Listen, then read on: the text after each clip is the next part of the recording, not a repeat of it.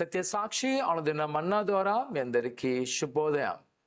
నేటి యొక్క వాగ్దానము ద్వితీయోపదేశకాండము 11 అధ్యాయము 24 మీరు అడుగుపెట్టు ప్రతి స్థలము మీది అగును. ప్రియకుమార కుమార్తె, ఆనాటి ఇజ్రాయెల్ ప్రజలకు దేవుడిస్తున్న ఒక బలమైన మాట.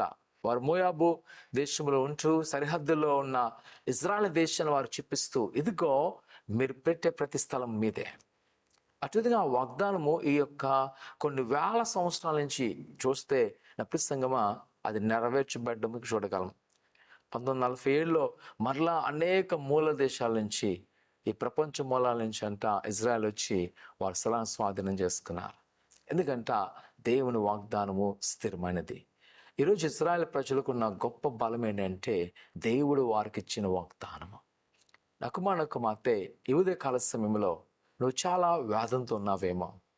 ఈరోజు ఎటువంటి నిరీక్షణ లేకుండా అందరూ నిన్ను బాధిస్తున్నారు, అందరు నిన్ను తిట్టుకుంటున్నారు, విమర్శిస్తున్నారు, హేళన చేస్తున్నారని చులకనగా నువ్వు ఉన్నావేమో.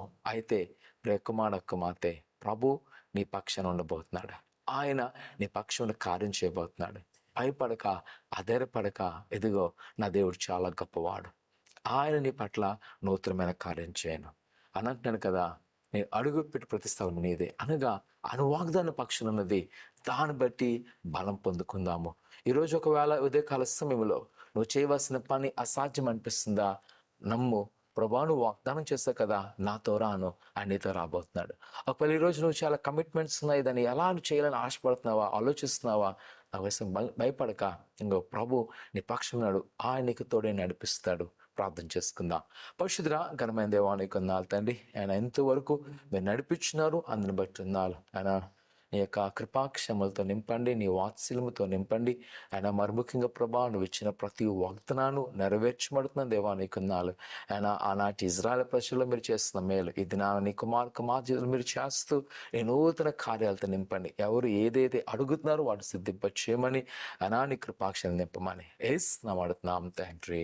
ఆమేన్.